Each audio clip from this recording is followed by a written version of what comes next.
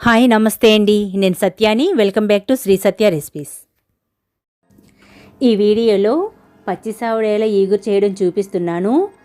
చాలా వరకు అందరికీ ఎండు సావిడాయల వరకే తెలుసు, కానీ మేము గోదావరి వాళ్ళం కదండి, మాకు పచ్చి సావిడాయలు కూడా బాగా దొరుకుతాయి. ఈ సావిడాయల ఈగురు భలే బాగుంటుంది. రసం పెట్టుకొని సావిడాయల ఈగురు వేసుకున్నామంటే చాలా బాగుంటుంది. సో ముందుగా మన వీడియో నచ్చిందంటే లైక్ చేయడం మర్చిపోకండి. అలాగే మీ ఫ్రెండ్స్కి రిలేటివ్స్కి షేర్ చేయండి. మన ఛానల్ని కొత్తగా చూస్తున్న వారైతే సబ్స్క్రైబ్ చేసుకోండి. లేట్ చేయకుండా వీడియోలోకి వెళ్ళిపోదాము. ఈ సావిడాలు 3 తీసుకున్నాను. ఇది 3/4 కిలో వరకు ఉంటాయి. వీటిని క్లీన్ చేసి ముక్కలుగా కట్ చేసుకోవాలి. స్టవ్ పై ప్యాన్లో ఇందులో చిన్న గిన్నెడు ఆయిల్ వేస్తున్నాను. ఇది 150 గ్రాముల వరకు ఉంటుంది. చేపల కర్రీలో ఆయిల్ కాస్త ఎక్కువగా వేసుకుంటేనే బాగుంటుంది. చీరిన పచ్చిమిర్చిని 8 వరకు వేస్తున్నాను. వీటిని 1 నిమిషం పాటు వేయించుకోవాలి. కట్ చేసిన 3 ఉల్లిపాయలను వేసి వేయించుకోవాలి. వీటిని ఆయిల్లో బాగా మగ్గనివ్వాలి. 1/2 టీ స్పూన్ పసుపును వేసుకోవాలి. ఇలా పసుపును వేసిన తర్వాత అంతా ఒకసారి కలుపుకోవాలి. కొద్దిగా కరివేపాకు, కొద్దిగా కొత్తిమీరను వేసి వేయించుకోవాలి.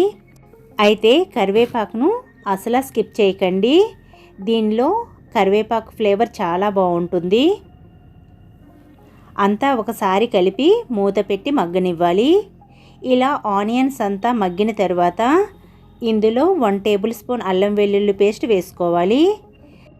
చేపల కర్రీలో అల్లం తక్కువ, వెల్లుల్లి ఎక్కువ వేసుకోవాలి. 1 టేబుల్ స్పూన్ జీలకర్ర పౌడర్, 1.5 టేబుల్ స్పూన్ ధనియాల పౌడర్, వీటిని వేసి పచ్చివాసన పోయే వరకు వేయించుకోవాలి. ఇలా వేగిన తర్వాత చేప ముక్కలను ఇందులో వేసేసుకోవాలి. 1.5 టేబుల్ స్పూన్ సాల్ట్ వేసి 3 టేబుల్ స్పూన్స్ వరకు కారం వేసి అంతా ఒకసారి కలుపుకోవాలి. చేప ముక్కలకు అన్ని స్పైసెస్ పట్టేలా కలుపుకోవాలి. మూత పెట్టి 2 మినిట్స్ మగ్గనివ్వాలి.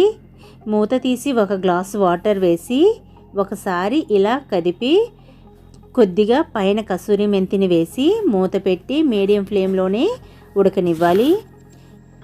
ఇలా ఆయిల్ పైకి తేలినప్పుడు ఉప్పును చూసి సరిపోకపోతే 1/2 టీ స్పూన్ వరకు సాల్ట్ వేస్తున్నాను.